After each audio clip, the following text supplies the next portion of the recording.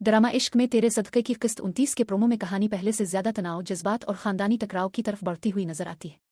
इस मुख्तसर प्रोमो में वाज़ेह होता है कि रिश्तों के दरमियान पैदा होने वाली गलतफहमियां अब खिलकर सामने आने वाली हैं और हर किरदार को एक मुश्किल फैसला करना पड़ेगा। प्रोमो के आगाज में एक संजीदा और परेशान कुन सूरत-ए-हाल दिखाई देती है। सालार अपने घर वालों से कहता है कि उन्हें इसके साथ अरवश्मा के घर जाना होगा क्योंकि इस बार अरवश्मा खुद से वापस नहीं आएगी। इसके लहजे में बेबसी भी है और गुस्सा भी। इसे एहसास हो चुका है कि अगर वो खुद जाकर इसे ना मनाए तो शायद उनका रिश्ता मजीद खराब हो जाएगा। सालार जानता है कि अरवश्मा इस वक्त शदीद नाराज है और सिर्फ अल्फाज से इसे मनाना मुमकिन नहीं। इसीलिए वो चाहता है कि घर के बुजुर्ग भी उसके साथ जाएं ताकि मामला संजीदगी से हल हो सके।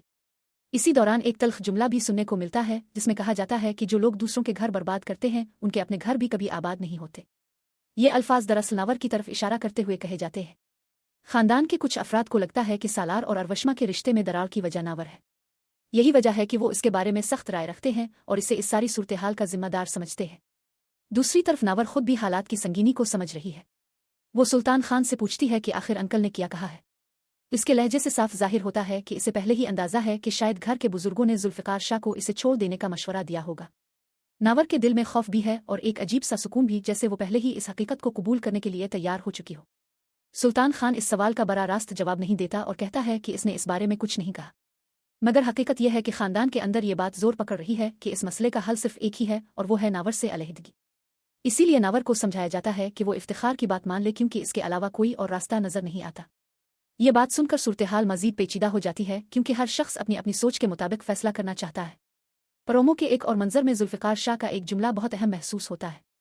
वो कहता है कि तुम मुझे जानती हो, मैं अपनी अजीज चीज़ों को कभी नहीं छोड़ता, अलबत्ता कभी कभी उन्हें गैर अहम बनाकर खुद से दूर जरूर कर देता हूं। इस जुमले में इसके किरदार की गहराई वाज़ेह होती है। वो अपने जज्बात को जाहिर भी कर रहा है और छुपा भी रहा है। उसके दिल में नावर के लिए खास जगह है, मगर खानदानी दबाव और हालात इसे एक ऐसे रास्ते की तरफ धकेल रहे हैं जहां इसे अपनी ख्वाहिशात को कुर्बान करना पड़ सकता है।